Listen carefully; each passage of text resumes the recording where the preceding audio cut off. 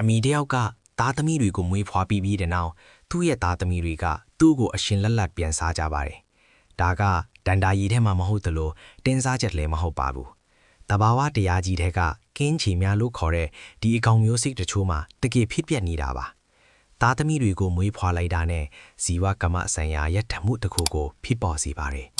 ဓာတုဗေဒဆိုင်ရာအချက်ပြချက်တွေက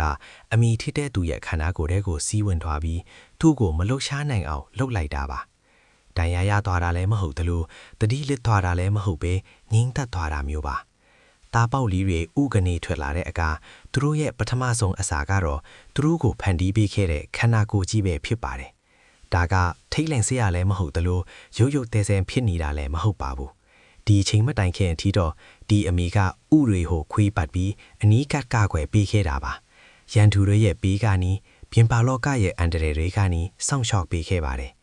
သားပေါက်လေးတွေဥအားထလာပြီးတဲ့နောက်မှာတော့အာဟာရလိုအပ်လာတဲ့အထိဒီအမိကအနားမှာရှိနေပြီပါတည်တယ်။အဲ့ဒီနောက်မှာတော့ကာကွယ်စောင့်ရှောက်မှုကပုံစံပြောင်းသွားပါတယ်။သူ့ရဲ့ခန္ဓာကိုယ်ကအစာဖြစ်သွားတာပါပဲ။တဘာဝတရားကြီးတွေမှာတော့ဒီချင်းတရားဆိုတာအနောက်ရှက်တကူမဟုတ်ပဲလွဲပြောင်းပေးလိုက်တာမျိုးပါ။ဒါကိုကြည့်နေရင်ခက်ခဲတဲ့အမှန်တရားတစ်ခုကိုသတိပြုမိလာစေပါတယ်။ဒီနေရာမှာဒီချင်းတရားဟာရှင်သန်ခြင်းရဲ့စံကျင်ဘက်မဟုတ်ပါဘူး။ဒါဟာတမတ်ထားတဲ့အစည်းအဝေးတစ်ခုရဲ့အစိတ်ပိုင်းဖြစ်ပြီးတက်ရှိတိုင်းဖြတ်ကျော်ရမယ်မှတ်တိုင်တစ်ခုပါပဲ။ဘာကြောင့်လဲဆိုတာကိုဘယ်တော့မှနားမလည်နိုင်ရင်တောင်မှပေါ့။ဒါဟာရက်စက်မှုတတ်တာဆိုရင်တော့စင်ခဲ့ဖြစ်စဉ်အရာဒါရီပျောက်ကွယ်သွားမှာပါ။ဒါပေမဲ့တဘာဝတရားကြီးကဒါကိုထက်ခါတလဲလဲဖြစ်ပျက်စေပါတယ်။ဘာလို့လဲဆိုတော့ရှင်သန်မှုဆိုတာကျွန်တော်တို့လက်ခံဖို့အခက်ခဲဆုံးအရာတစ်ခုပေါ်မှာမူတည်နေလို့ပါပဲ။အဲ့ဒါကတော့ဘဝတစ်ခုရဲ့အဆုံးသတ်ဟာတခြားဘဝများစွာရဲ့အစားပူခြင်းဖြစ်နိုင်နေဆိုတာပါပဲ